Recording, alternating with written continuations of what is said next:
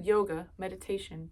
This is, I guess, yeah, I'm trying to give what I know for anyone who's not as familiar with this subject, and is starting off on doing yoga and doing your own personal practice, incorporating things you learn in classes with your own practice at home. So, maybe 7 or 8 years ago, actually, probably more like 10 years ago, began my journey with yoga and meditation. And so, for me, I remember probably like a lot of people hearing about meditation, people talking about how great it is, people who meditate telling me about how they meditate, but then actually doing it, especially when it's just you, is another thing. And so it's probably a couple of years from about the age of 19, 20 that I started learning about this, hearing about this, starting to really kind of wrap your mind around what it really is. The most basic being it's sitting there quietly, eyes closed, crisscross applesauce perhaps, but you're just sitting or laying and breathing and focusing on your breathing. I think a lot of people actually meditate without realizing it, if not all of us. Anytime you just sit to and are doing nothing, basically you're meditating in a sense. So, and a lot of times like switching tasks, some sort of job where sometimes it's like everything goes quiet for a moment and you just kind of breathe and you're like, oh, there's nobody here. I can just relax for a second. So meditation, just sitting and doing nothing. And after I finished school and I started working like a fast food job, and for the first time in my life I had time. Like when you go from, because with school it always felt like you always have something to do. Okay, so I'm trying to find the best angle so it's not like just my crotch. I want my face to be here too. So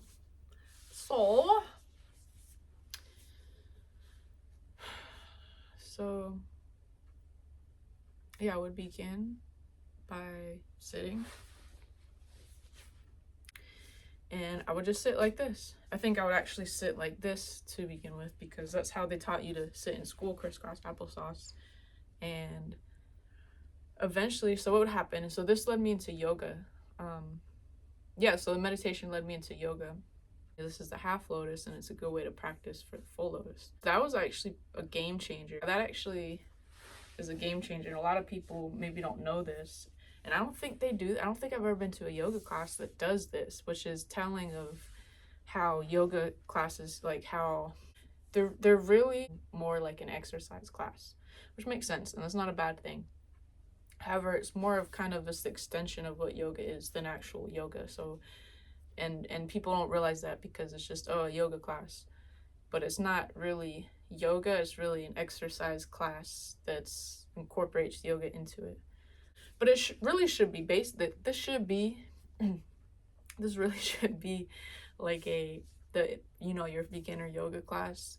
Is kind of amazing they don't actually do this because the lotus is like that classic like yoga master pose that you see. I need some water.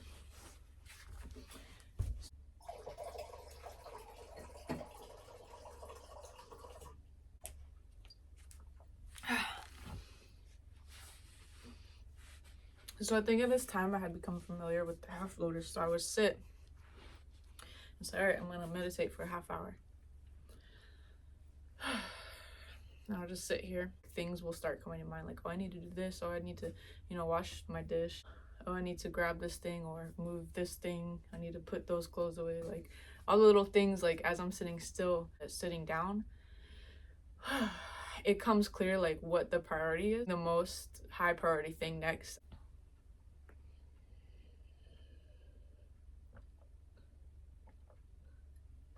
I would sit like this or sit like this, even crisscross applesauce.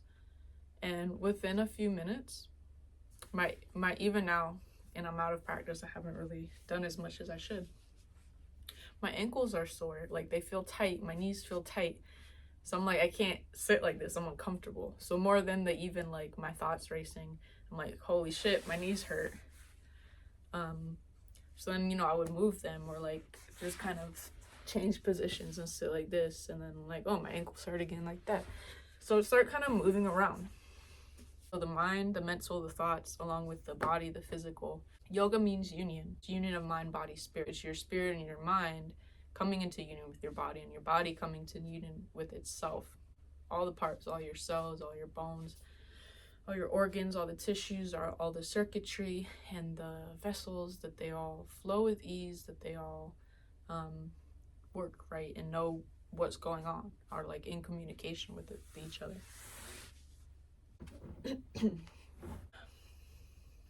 So it occurred to me when I started doing yoga that we don't actually pay much attention. I've been not paying attention to my body, somewhat, a little bit. You know, if you injure yourself, then you're definitely paying attention. If you have chronic pain, you're definitely paying attention. But I realized that myself, and then probably most, if not every person, has pain and stiffness in our body, and stuckness and dis-ease and discomfort in our body all the damn time. But we're not aware of it. We don't think about it, and we ignore it, and it kind of becomes dull. Like if you ever did hurt yourself, strain a muscle or injure yourself, and we get these signals, you feel sore at some point or some days, but then the other days it's like the nerve signals are actually just numbed and dulled because you have to carry on with what you're doing.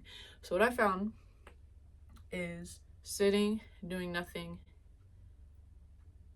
all of a sudden I feel the pain in my body. So I would sit and I would squirm, move around until eventually I felt like standing up would feel the best. So I'll stand up. And now I'm doing yoga. So my knees feel better. My knees don't feel stiff, but so now when I stand, I feel a lot better, and I just like want to move around. My knees feel stiff, so I'm just kind of moving around. And like, this is yoga. This leads you into poses when yoga is kind of moving freely. It's listening to your body and moving in accordance with it. And I've also taken Tai Chi, Qigong. Foundational, the slow movement with the breathing and learning about the flow of energy and shifting weight, where you just kind of gently do these movements where you're just slowly shifting your weight, which those Tai Chi classes actually did a lot of good foundational things that, again, a lot of the yoga classes don't do. They simply go through different poses. So yeah, and so what I would find is, I might stand and then I'll sit back down and I'll just move around and do stretches. I also, do like just different stretches like we learn in PE or through sports, like hamstring stretches, touching your toes.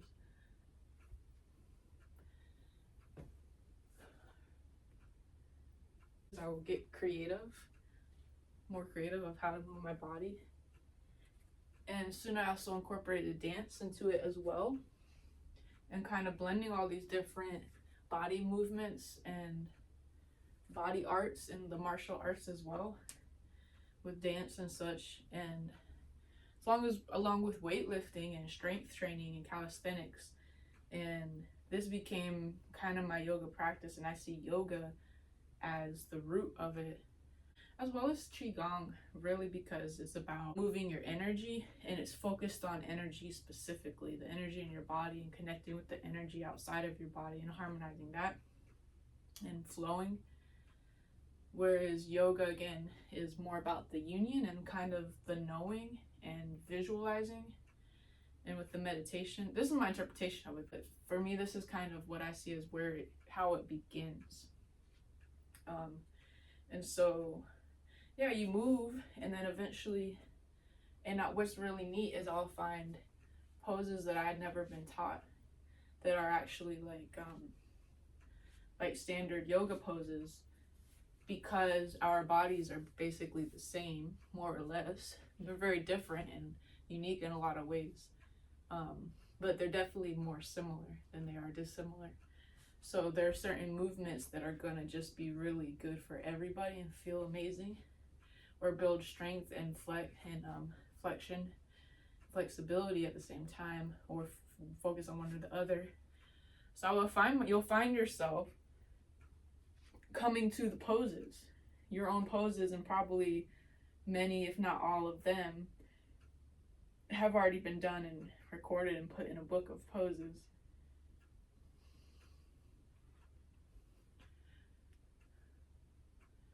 Going to a yoga class helps a lot, but it's the way they're taught. They don't really start with the foundation as much. They do breathing, you're lying on your back, so it's like almost there, but it doesn't.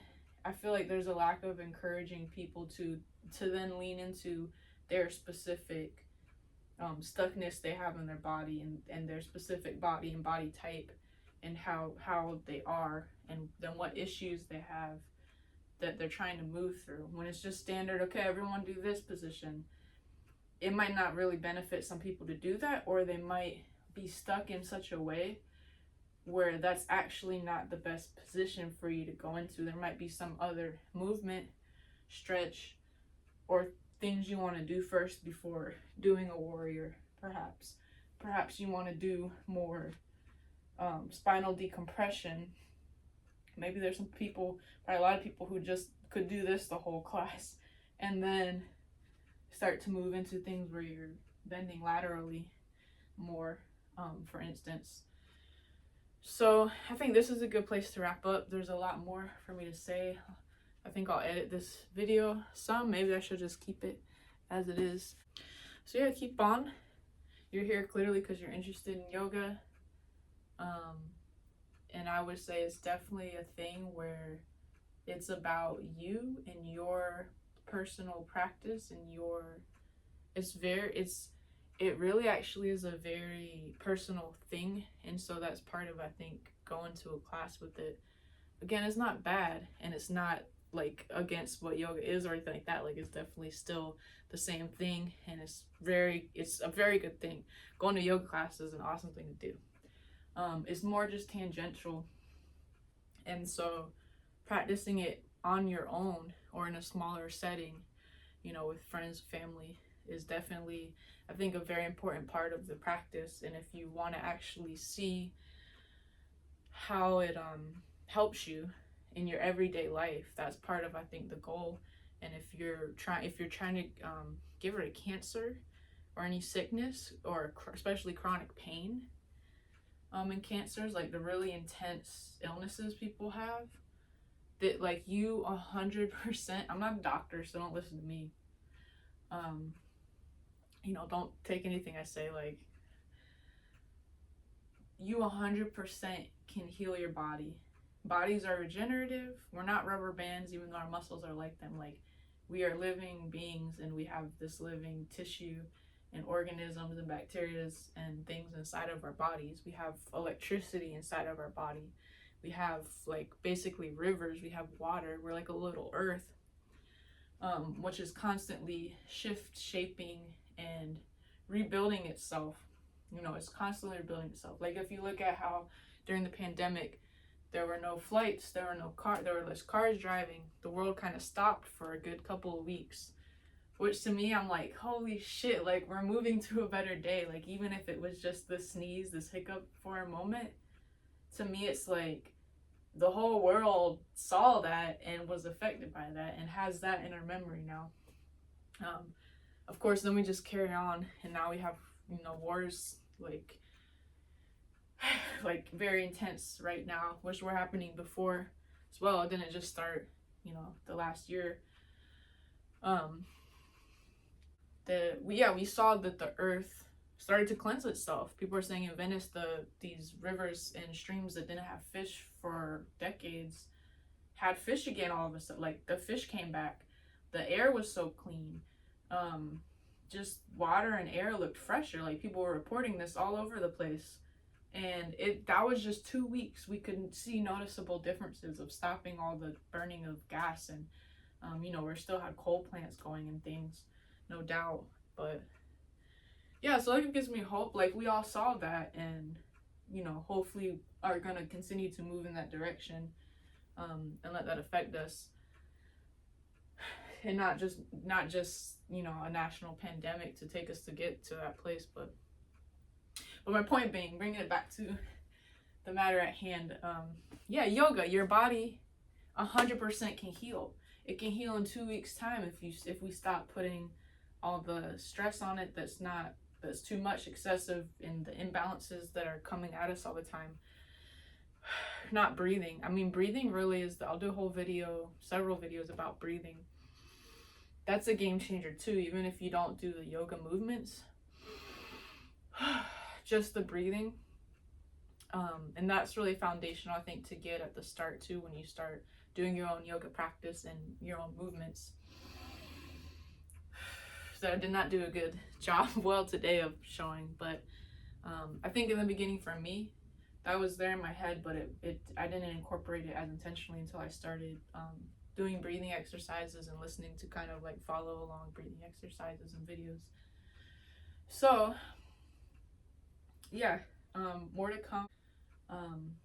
Yeah, I need to shut up and do that. So my videos coming up hopefully will be more of that. I still gotta get all the YouTube creation kind of more under wrap, and I have a lot of ideas, but it really is a job, at least a part-time job, to create content, as I'm saying. So props to all the other content creators out there. And yeah, let me shut up because I'll say more in the next video.